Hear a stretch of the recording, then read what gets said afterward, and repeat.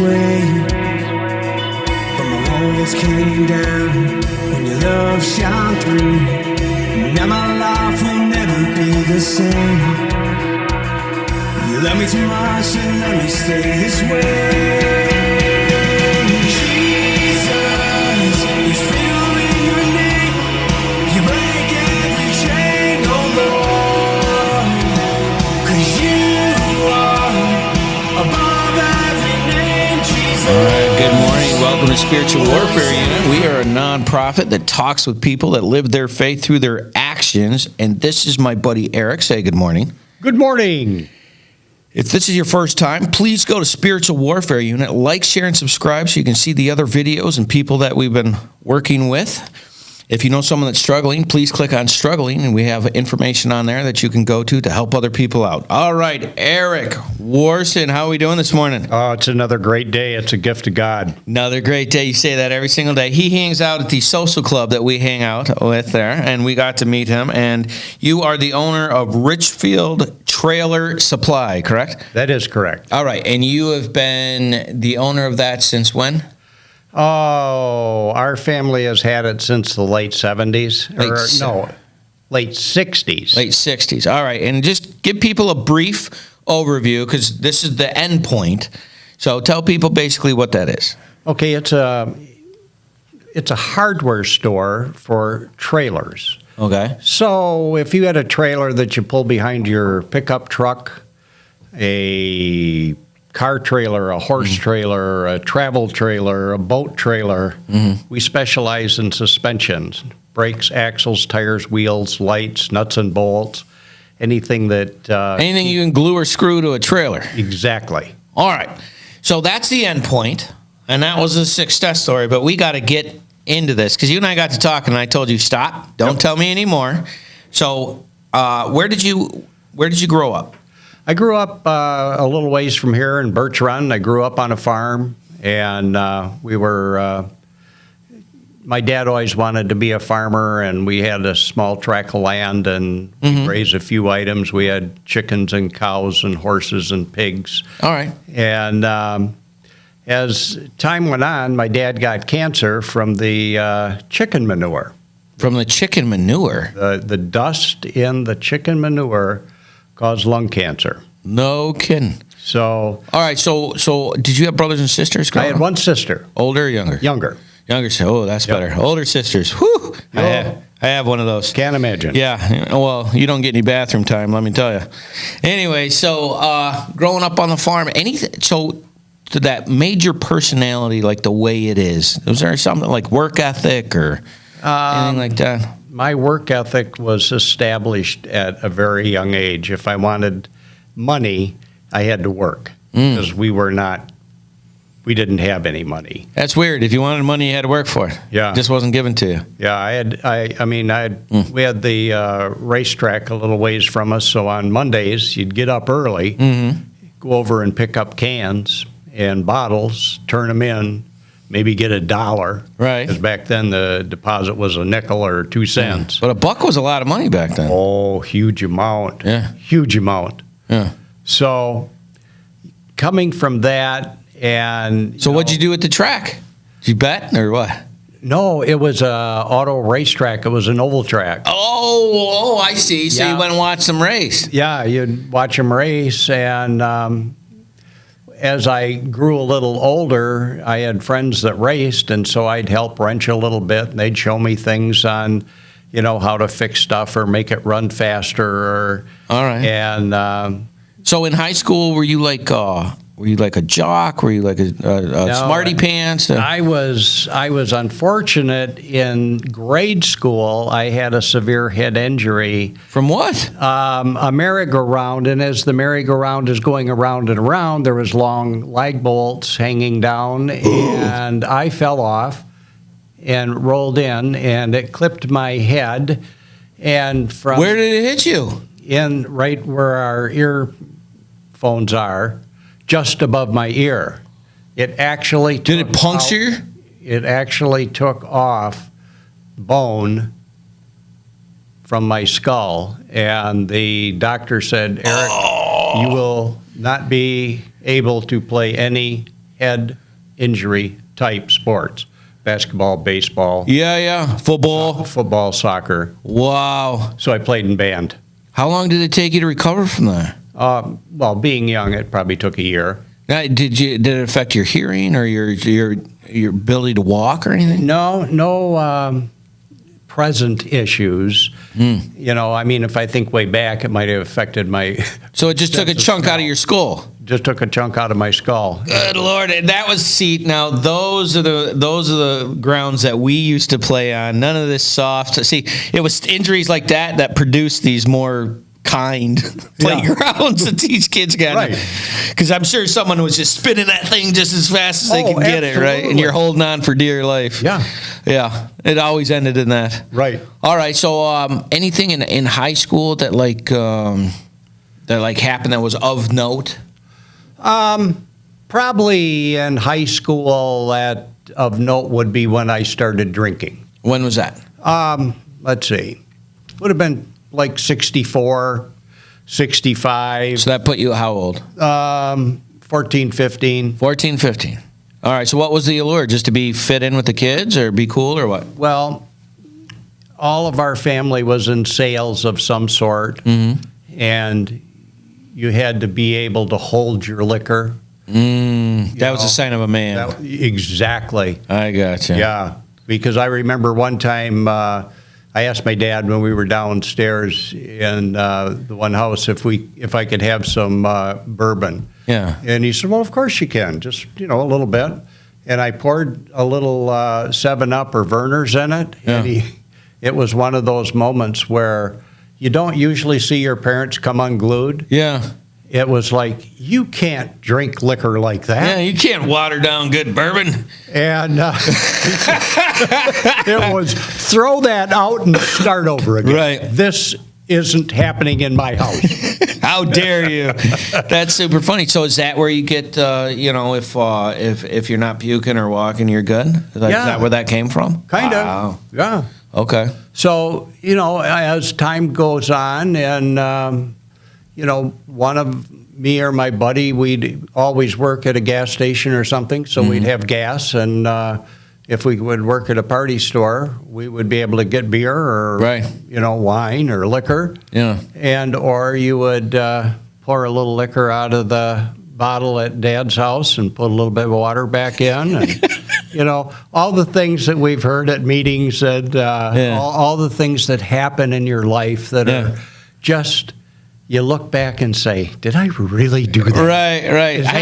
Is that really me? Right. And it's like, yeah. So did you just go into really heavy drinking, or was it just you're building yourself up? I kept practicing. Oh, well, you got to practice. We'd go to band things, and I played the trombone, so there was always room in your trombone case to put a few cans of beer. Well, yeah. So when you were not, you'd drink it down, and, when you're younger, 2-3 cans of beer, you had a smile. All right, well, we're already to our first break. Please like, share, and subscribe with Spiritual Warfare Unit. Sit tight. We'll be right back.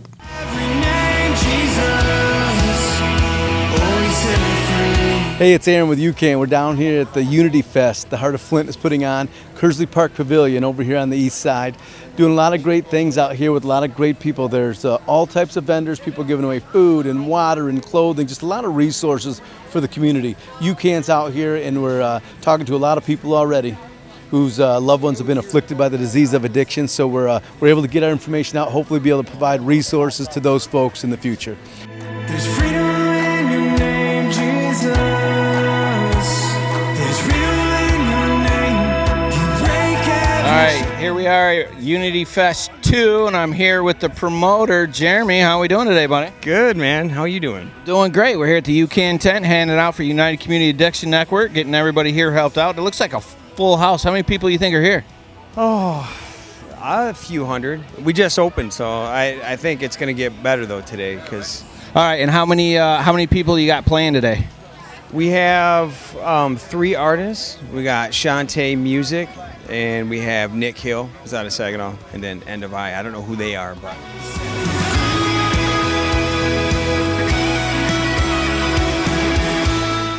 All right, welcome back to Spiritual Warfare Unit here at UCAN Studios, and I'm here with Eric Warsin. We were just getting into his story and how he started drinking, and like every other teenager, I think, on the face of the planet, actually. And so you graduate. So did you have any like major wild parties or anything? No. Okay. I wasn't allowed to have, wild parties at the house. All right. So it was managed to a degree. Yeah. Okay. A little. So quite a degree, because even going, I spent a little bit of time at Ferris State University in Michigan, and but after my first full semester, I was asked to leave, because every time I'd hitchhike home, ride back with one of my buddies. Yeah. But I'd always take a case of beer back up with me in my suitcases. So when did you graduate high school? What year? 67. All right. So you went to college first? Went to college after for a few months. Yeah. So you went from college or from high school to college? To college. All right. And you said you did Ferris? Ferris State. And you're just getting your prereqs out of the way and stuff? Trying. Yeah. and then what happened? You said you did a semester or something? One, I didn't like it. Two, I was developing my drinking habit more and more and more. Right. And three, I just didn't see how it was going to make me any money. I just, So why didn't you like it? What was it? I didn't like to study. I didn't like the slow pace. I didn't like the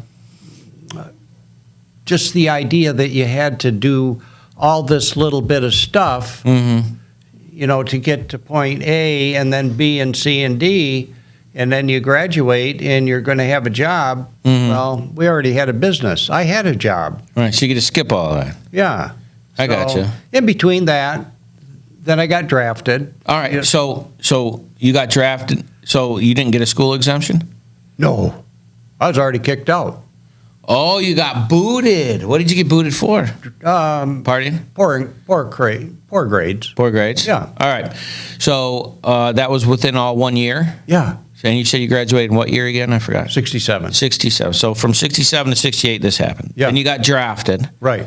All right. So you go over, and what were you in? I was in the United States Army. Army. Terrible food. Terrible food. Well, it depends. Now, for me, I was kind of a wise guy, because I couldn't do head injury sports. Yeah. I lifted weights, did sit-ups and push-ups, and kept myself physically fit, although way back then I never learned how to run because I couldn't do sports. Right. So, when I was in the service, I did stuff to try to get out of the service. And I thought, if I can get kicked out of college, I can get kicked out of the United listen, States I've done Army. this before. I'm a professional. So what kind of things did you try? Oh. Couldn't run the pace? Or I couldn't run the pace, or I would wash my clothes and just wad them up. Or guys were trying to make sure they were nice and neat. Yeah. Everything. You were just like, no, I don't look like I slept in this. Yeah. So that didn't work? No, that didn't work. And then I was kind of a wise guy to the officers or the sergeants in charge. How'd that get for your extra PT? Oh, I had plenty of extra PT. You did. I bet they loved you. I didn't lack for PT. I bet you were in excellent shape. Because they'd say, okay, get down to 25. I said, well, which arm? They hated you. Oh, yeah. Oh, my gosh. Okay, KP duty. Right. Well, I'd get in and talk to the cooks, and we were having a great time. I didn't eat bad in the service Nice. in the United States. Right. Oh, man, I don't want to even guess how many potatoes you had to peel. Oh, Lord. Well, you had, bags. Yeah. Not a big deal. But you don't do them with a hand potato peeler. You dump them in a big tub and they peel off. Oh, no kidding. Oh, it's fabulous. All right. Eric, that's really funny. All right, so you didn't get kicked out. Instead, you had to do KP duty. So what transpired from there? Well, then I, fortunately, or unfortunately, I scored real high on my test. Your ASVAB? And that allowed me to be in infantry. Okay. Because I scored too high for truck driving. I scored too high for working in the warehouse. Yeah. You know, all things I like to do and all things I had experience in. Right. So they wanted me to hike around and learn how to read a map. Oh, no. So you did those things. Oh, I did those things. Yeah. And from there, you know, I went from Fort Knox, Kentucky down to Fort Polk, Louisiana. yeah. And I got to imagine drinking with them boys was heavy duty. Yeah, that was good. Those were good drinking days. Those were good days. Well, yeah, you're young, you're fit, you're in shape. Oh, yeah. I mean, right. Hurry up and wait, right? Yep. And So we had a, great time, came back, did my AIT, learned how to, I even, on the gun range, tried to get kicked out. what'd you do? Well, on the 50 caliber range, they said just do, squeeze the trigger, do bursts of 3 rounds or 5 rounds. Okay. Well, I did a couple 3s, a couple 5s, and I looked at my belt and I said, oh, I got plenty of rounds. Just got my hands up and just squeezed the trigger. Oh, you Just rode the let it- lightning. Oh, no. Oh, Dude, yeah. they had to hate you so much. Oh, they did. They did. The guys come up, kick me in the feet, kick me in the legs, and, said offensive words and said, Right. get up here. And said, we know you can do push-ups and sit-ups. Right. You have no PX privileges. Oh, So that meant no beer. right. Oh, Oh, that was painful. yeah. So I paid one of my buddies to bring beer for me. Always the way around. You got to worry about the smart guys, right? Yeah. Got to worry about smart guys. So how long were you in? Well, when I got transferred over to Vietnam, I was in 11 months and 15 days. And what year was that? 69? 69 and 70. 69, So basically Thanksgiving to Thanksgiving. 11 months and 15 days, you said? Yep. Okay. And so you get through that time period and you come back. Now, what was that experience like when you came back? When I came back, I was excited to come back, but didn't really realize that people didn't like us. So did you understand what was happening? Like, did you have any experiences when you got back? The experiences were that I never told anybody what I did. They said, oh, we haven't seen you for a while. Yeah, I know. I've been That's gone." correct. Yeah. And, because everything was down on all us Vietnam veterans, and Yeah. especially somebody like me, Yeah. where the time I was there, I carried a machine gun. Right. And because I could type, I got offline a little earlier. And they didn't realize that all of us didn't kill children. Right. And that's, We weren't that. in fact, most. 99% of the guys. Didn't do that. All right, before we got to go in this, we already got to go to our next break. This is your first time Spiritual Warfare Unit. Please like, share, and subscribe. Help us help others. Sit tight. We will be right back. I'm really impressed with the teachings that Isaac has been bringing to us, as this is all based from Proverbs. I like it because it's simple, and it doesn't matter who you are. It's very easy to understand and apply to your life. It points out, my bad parts, and, but it's showing me how to do the good parts. And, I'm trying to apply that and, make a better life for myself because I'm tired of where I've been. It's impacted a lot of the guys as they continue to talk and ask questions after the meetings, as they speak to one another regarding the meeting and the messages and the topics that are being brought up, which are down-to-earth topics of situations and things that we live with on a day-to-day basis. He takes the Bible and he breaks it down into simple terms and where you can understand. And like I said before, sometimes a lot of churches, even the Salvation Army, sometimes we start using these big words that people don't understand, like even saying someone got saved. Well, what does that mean? What does it mean when you say someone got saved? And it's accepting Jesus into your heart. So it's like words like that we use that people don't understand. It's just very interesting how he points out, the different things of, the sin part, and then he comes back with the, how to make it better, and he just points it out. It's there. I didn't know all this stuff was in there, but now that he's pointing it out, it's like, wow, I guess if you really dig into the Bible, you find these things. This is a daily moral standards that we can live by, that the teachings are coming from.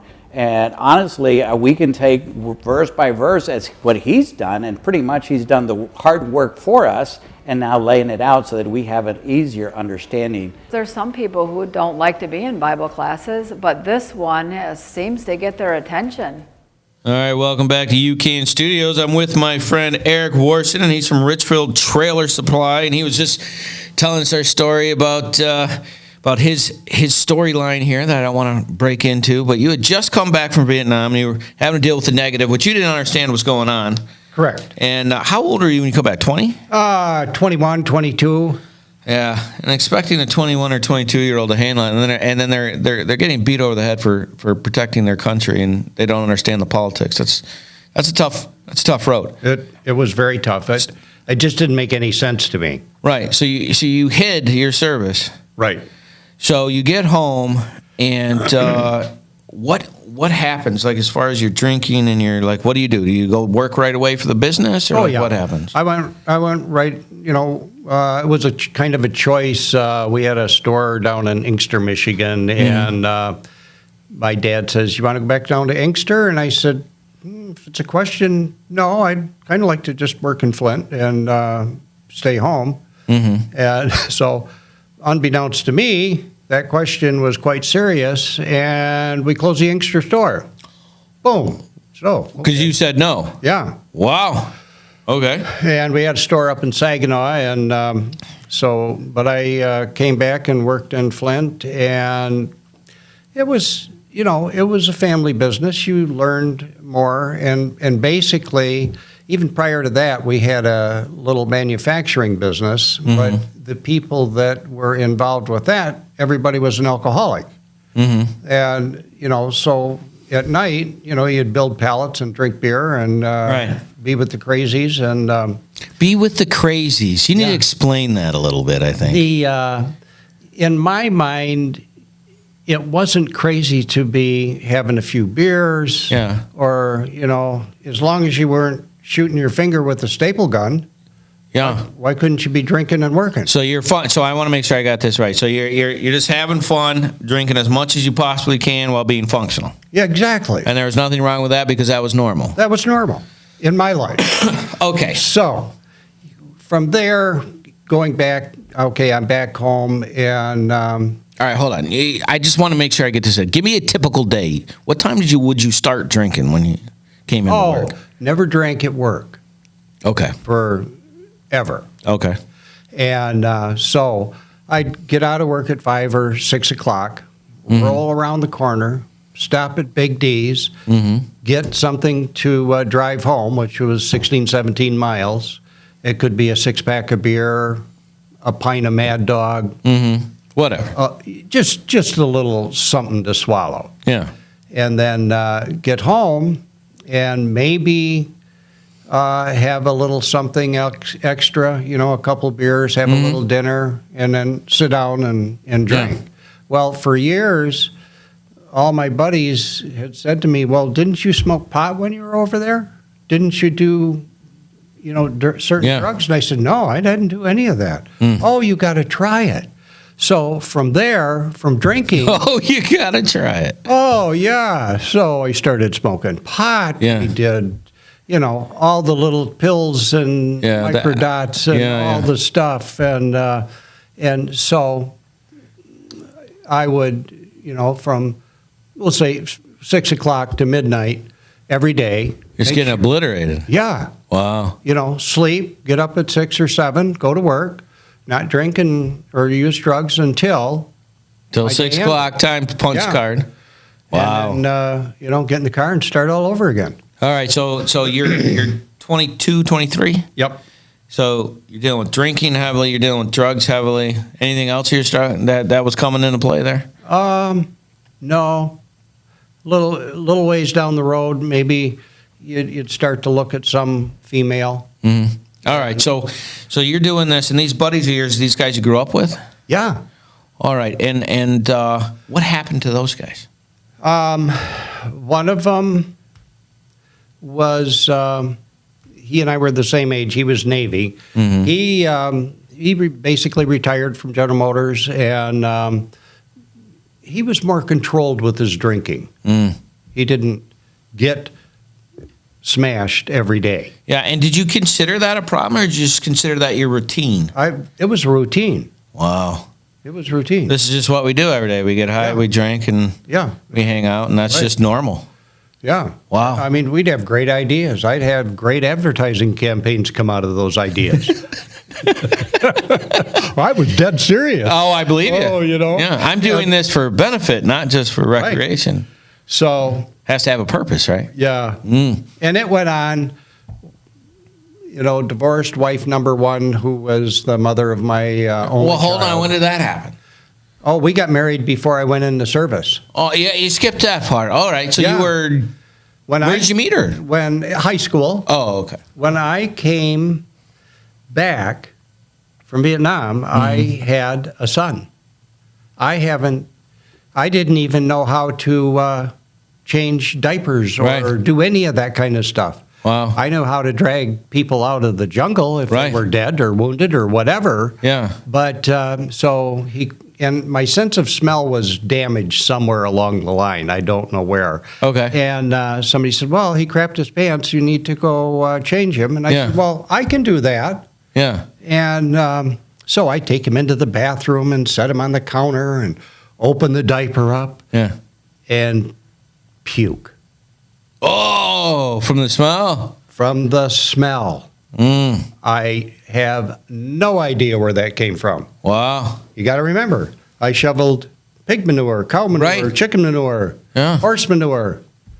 Now, where in all this story so far did your father die? Like, how did that happen yet? Or Oh, no. oh, no. okay. We'll get to it then. Yeah. Don't tell me. All right. So, So you got married. How long were you married to her? probably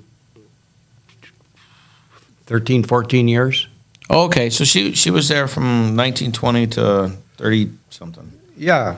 Okay, Yeah. so you get So- home, you're married, and were you did you have your own place at this point? Oh, yeah. We had a house. All right, so you're working for Trailer Supply, Right. And you're doing this with your buddy. So this is basically just your life. This is Yeah. what's happening, This is what's happening. and you got this, and this is your. I've decided this. I'm settling into this rut, and I'm good. Yeah.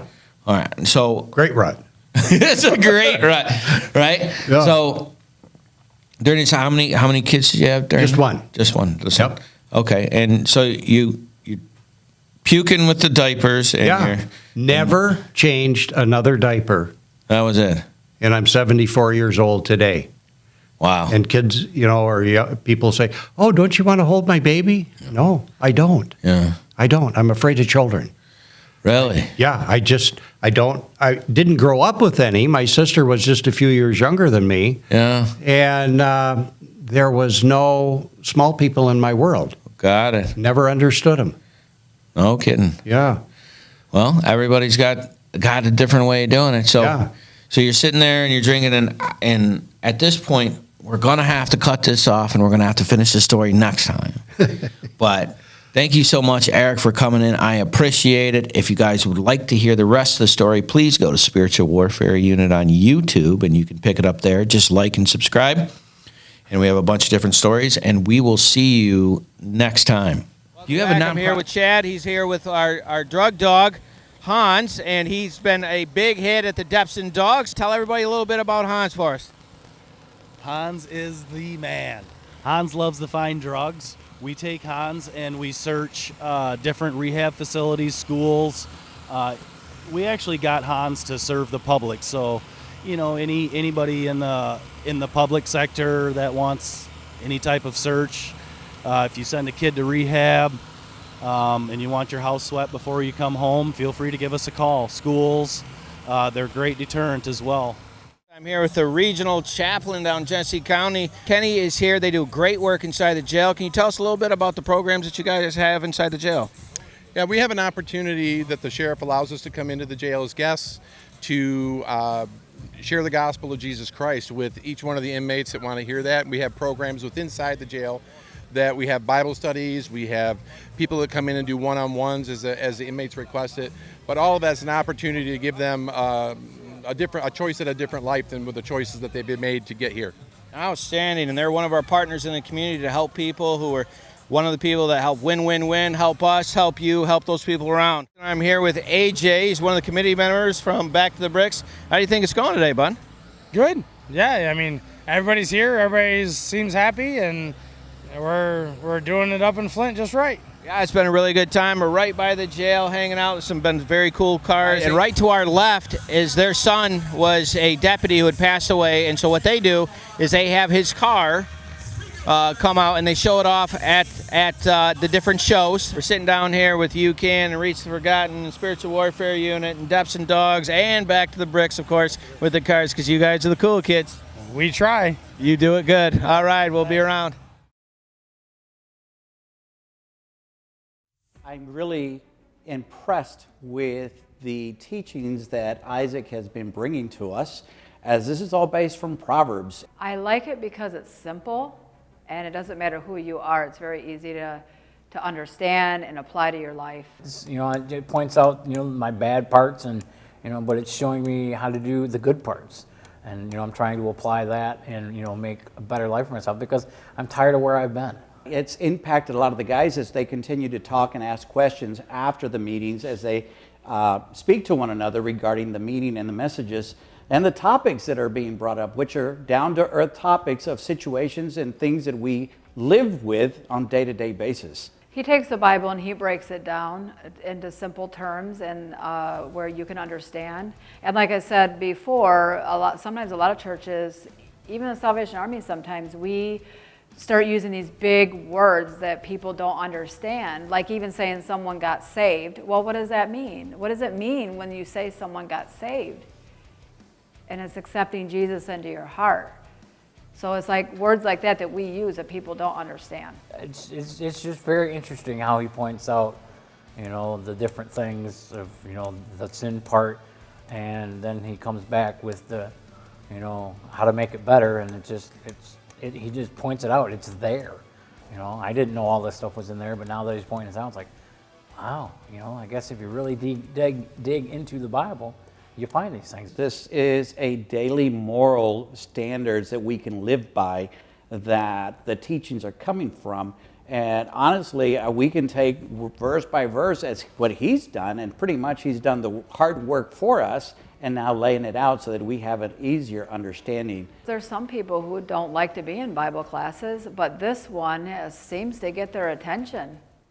Welcome back to UCAN Studios. I am your host, Isaac Walsh, and we are a show that interviews business owners and nonprofits and get their stories of why they chose surviving versus being a victim of their circumstances. My guest this week is Eric Warsin from Richfield Trailer Supply. Say good morning. Good morning. If you've not seen the first part of the show, please go to Spiritual Warfare Unit on YouTube. Click like and subscribe to get the first half of the show. We're getting into the background of where you came from and how you got to this point.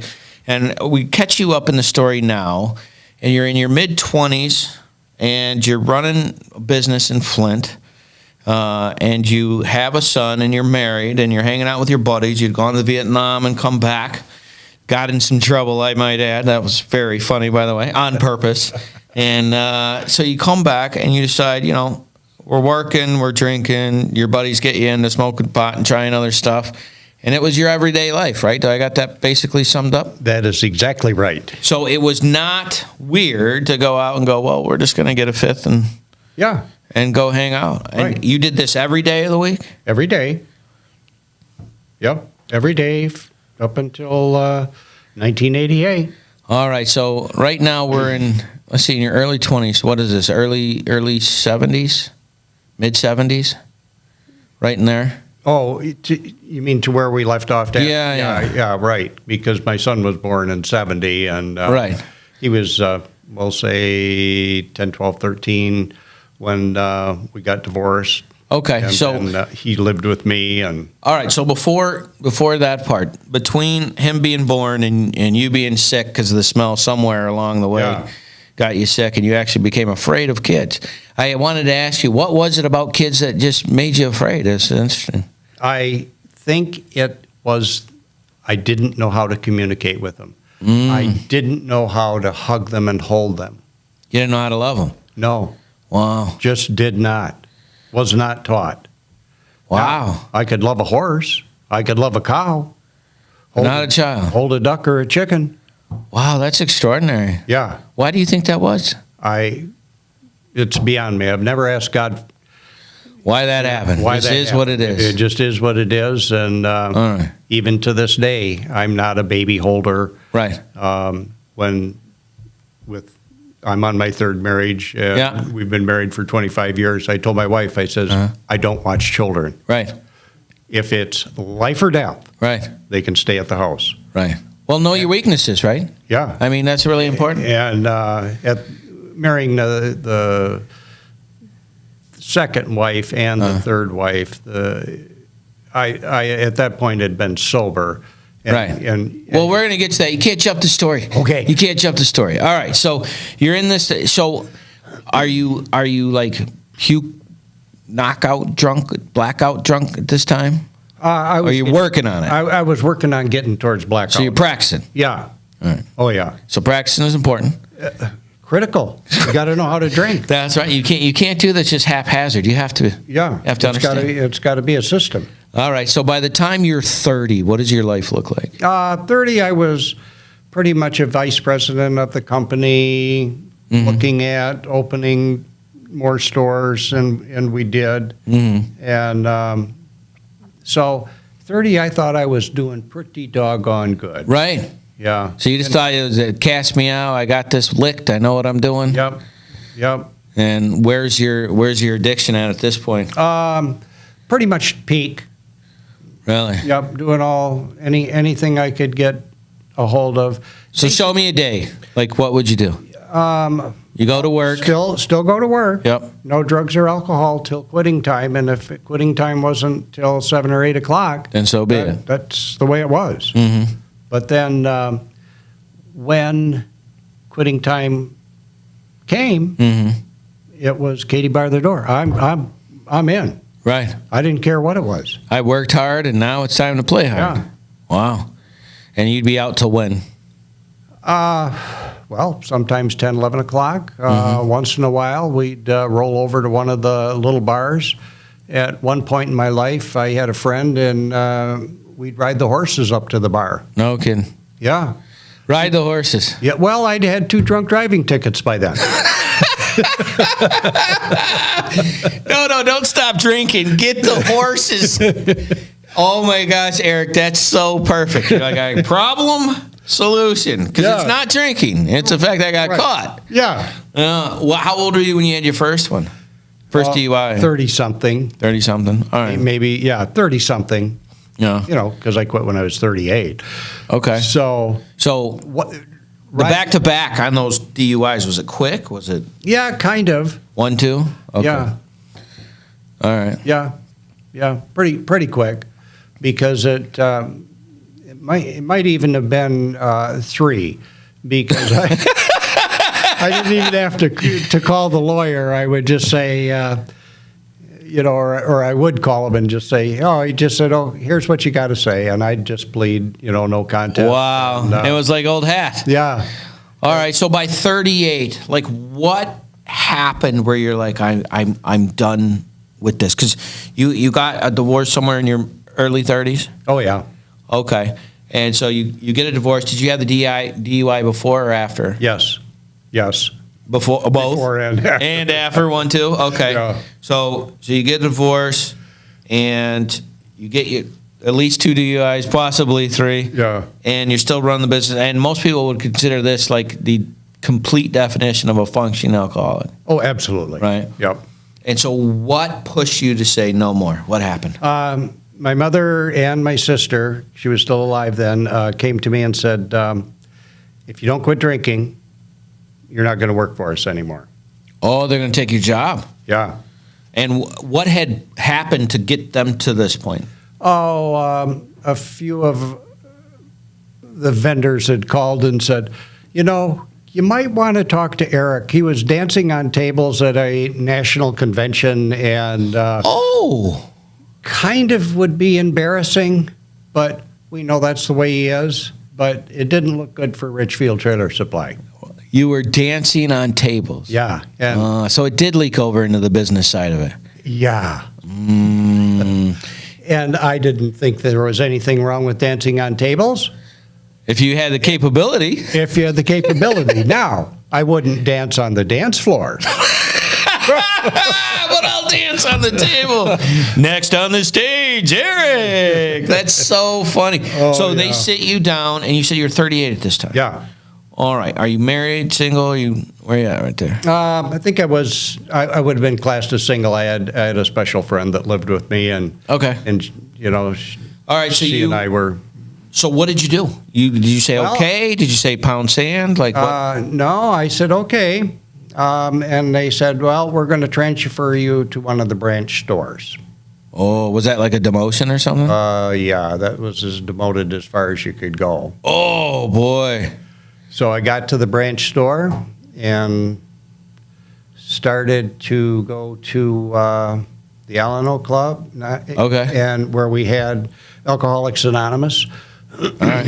And- Before you get into this, I Yeah. already got to go to a break. Oh. If this is your first time for Spiritual Warfare Unit, please like, share, and subscribe. Sit tight. We'll be right back. Taking a quick break from our podcast, I wanted to let you know about our life application program that we have for churches and nonprofits in the area that are trying to find programming that they can use in case the corona shuts you down and you're not able to get in. You go to spiritualwarfareunit.com. You click on our episodes and you can check out our programs for as little as $29.99 a month to make sure that we're still getting the word out to those people that need it.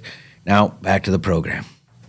Welcome back to UCAN Studios. I am your host, Isaac, and I'm here with Eric Warsin, and we were just getting into a story of what got me started. So when your job was threatened, Right. that's what it took. That's what it took. So your family sits you down, they demote you to the lowest possible position they can, no more table dancing. Yeah.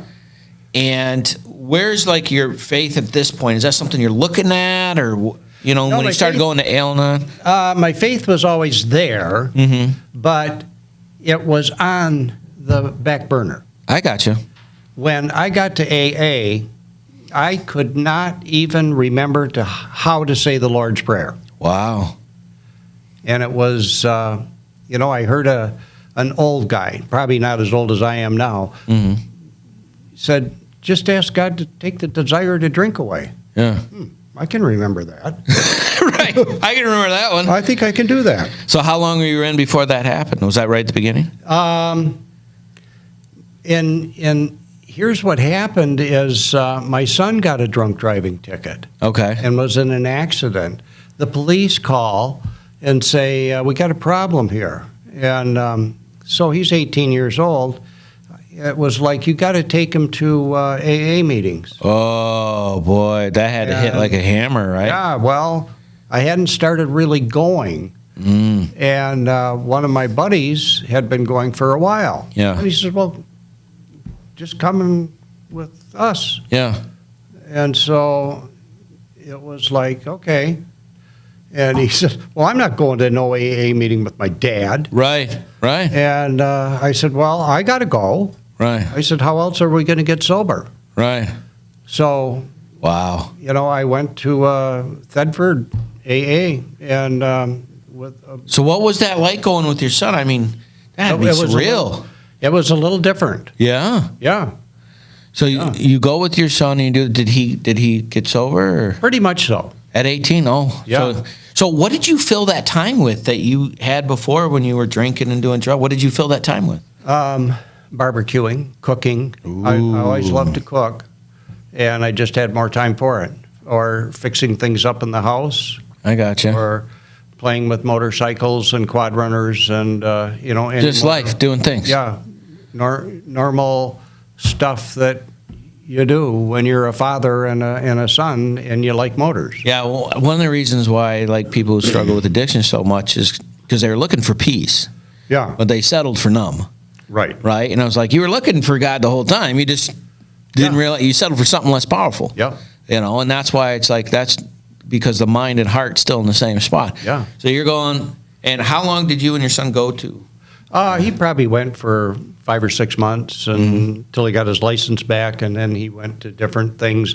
I kept going, and when I got transferred over to Grand Rapids, I met an old lady, and she was probably 10 or 12 years older than me. And there was a few of us. We were all us guys were about the same age. And How old are you this time? I was like 38 or 39. Okay. And she said, okay. She said, I know you all want the secret on how to get sober, and this is it. I'm going to tell you once. And it was like me and you. She said, I know you guys can't go to every meeting every day, but pull out your little cards and read them twice. And she said, here's the secret. 500 meetings, 500 days, no excuses, none. You guys are drunks and addicts. Wow. And 500 meetings, huh? I said, that's more than a year. Right. And she looks at me and says, no excuses. No excuses, Eric. Yeah. And So what'd you do? 500 meetings in 500 days. No kidding. And it worked? And it worked. All 4 of us that did it are alive to tell the story. All right. So you get done with this, and you transferred for work to Grand Rapids? Yep. Okay. And you said you were 38, 39 when that happened? Right. All right. How long were you, like, in timeout at work? How long? 4 years. All right. So you get done, and what kind of changes happened in, like, your life as far as, like, because you said you got married 3 times. When did the second marriage happen? In between being sober.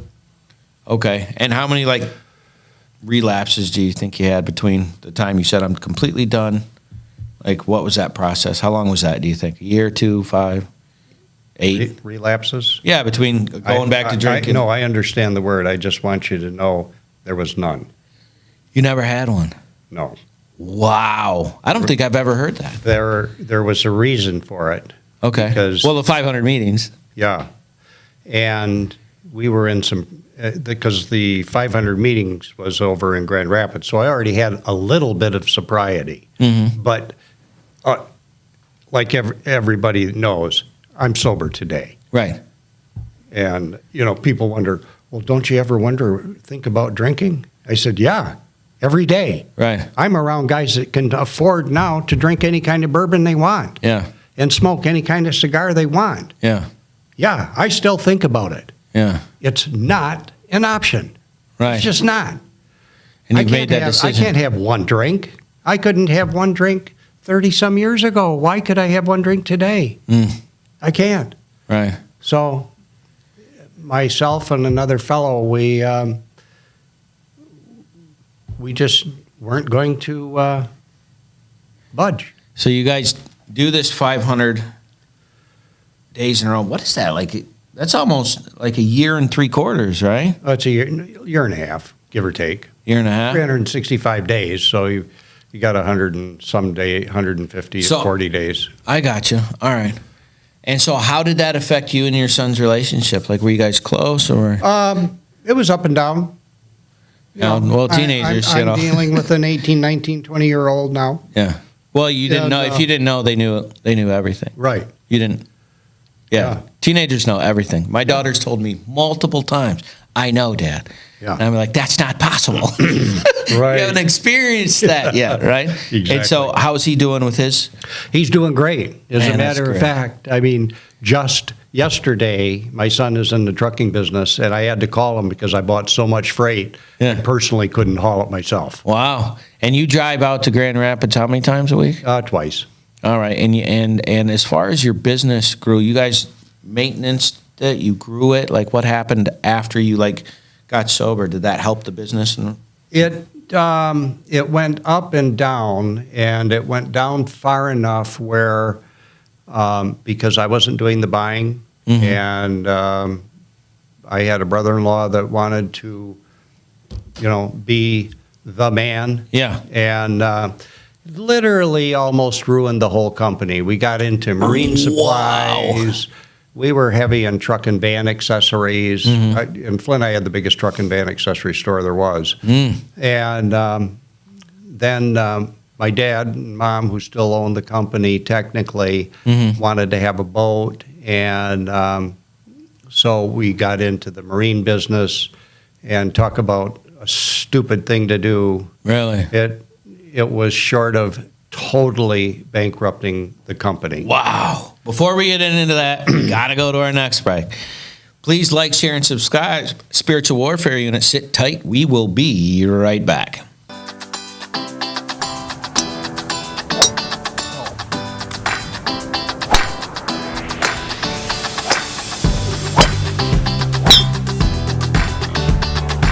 Hey, it's Aaron with UCAN. We're out here at our 3rd annual golf outing here in the Genesee Valley Meadows. So, really good day. We have a great number of teams, great sponsorship, great people. We're hoping for a great time. The weather's good. So, we appreciate all the support we get at all of our events. It helps us fight the fight that we fight. So, thank you all. Stay the course.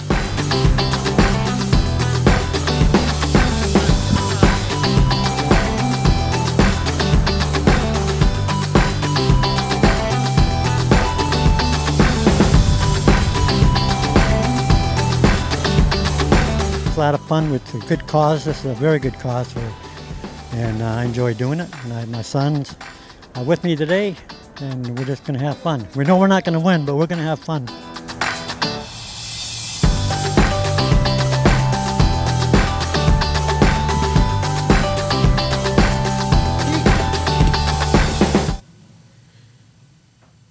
All right, welcome back to UCAN Studios. I am your host, Isaac Walsh, and this is Spiritual Warfare Unit.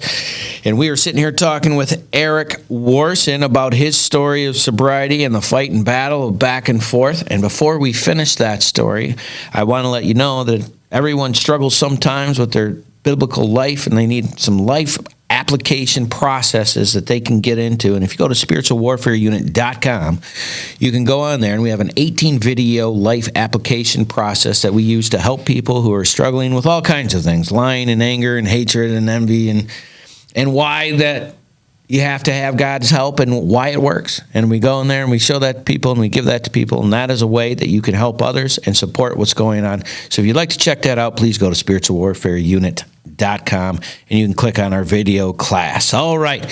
So we were just getting finished up with your story of, now, why did you said your parents wanted to get a boat, just a scratch they wanted to itch, or? Oh, no, we had, small ski boats and stuff, but my dad wanted to have a yacht, so to speak, and so they found a 47-foot boat. I don't know much about yachts. Is that a big one? Is that a small one? Not really, but it's bigger than most, that people have in the area. Okay. It had 3 staterooms on it and 2, a bridge and a fly bridge. And, well, that sounds huge to me. Yeah. So how did it almost bankrupt the company? Like, what happened? Well, that was just part of it. And the thing that really hurt the company the most was the buying habits and getting away from our core, which is steel products. Okay. So then... so were you the one that made the decision to switch in that direction? I was. How long did that go on before you were like, boy, I got to grab this thing? There was a opportunity that came up for my brother-in-law, and the only one that knew the purchasing was myself on how to and what we should do. Okay. So I was transferred back to Flint, and so I came back, and then that was probably in the 90s, and started one little thing at a time, and went from paying off the vendors and having, maybe a few dollars left over at the end of the year. Right. And to getting more and more and more vendors to let us have open accounts so we could have a net 30 billing, to today discounting our bills, open accounts with all vendors, and if not, we just put it on the American Express and get our 1% discount anyway. There you go. And pay the bill off every month. And you've been doing this since the 90s? Yeah. Like you've been running it since the 90s?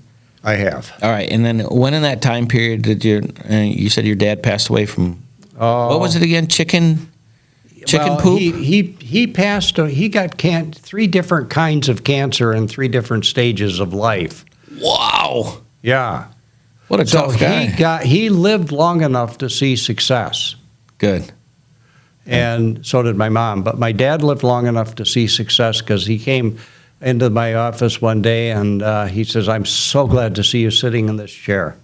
Really? Because it used to be his. Yeah. And it was like, I'm so glad that you're taking this company from, A, B, and C to X, Y, and Z.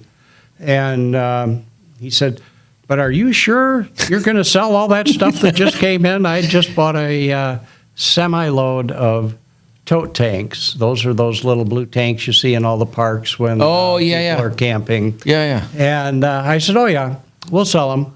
We'll sell them before August 15th or no later than September 15th. Wow. And it was one of those things, we sold them. And then we were analyzed a long time ago by a company out of Chicago and said, here's where you make your money. Nuts, bolts, tires, wheels, axles, hubs, drums, and brakes. Just like the picture shows. Right. And I said, okay, let's start with a little bit.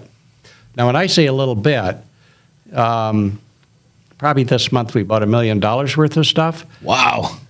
Back then, a little bit was maybe $5,000 worth of stuff. I gotcha. And it grew and grew and grew and grew and grew. Wow. A little bit at a time. To become what it is now. So and and somebody, I was at a meeting one day at somewhere in the United States, and a guy says, "What do you attribute your business to?" I said, "When I sit down to order something, I ask for God's guidance." And because the guys knew me, and I said, just like I asked for God's guidance to get me sober. And do you think that faith is the backbone of the thing that's helped you maintain this the whole time? It is.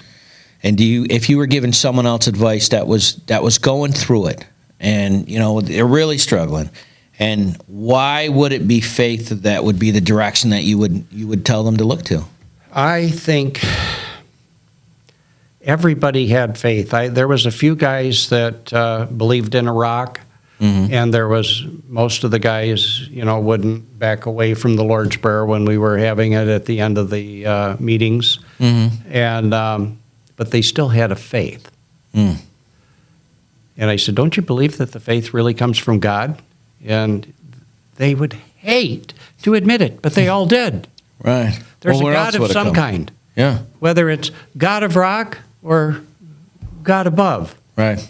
And then because I was raised Christian and I believed in Jesus Christ. And that's where my faith was part of me.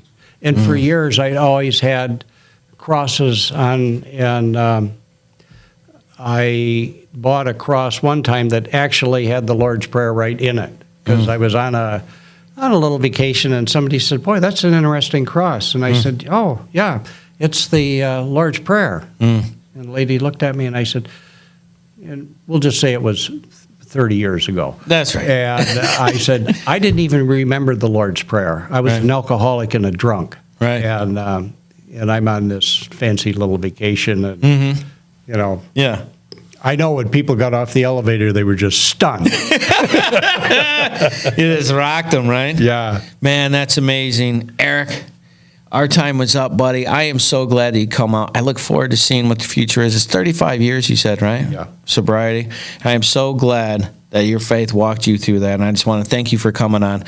Thank you so much for hanging out with us here on Spiritual Warfare Unit at UCAN Studios, and we look forward to seeing you next time. Do you have a nonprofit in your area that's doing a lot of work that people should know about? Feel free to contact Spiritual Warfare Unit at 810-715-9319, and we would love to have them on to see what good they're doing in the community and find out their story. Thank you so much.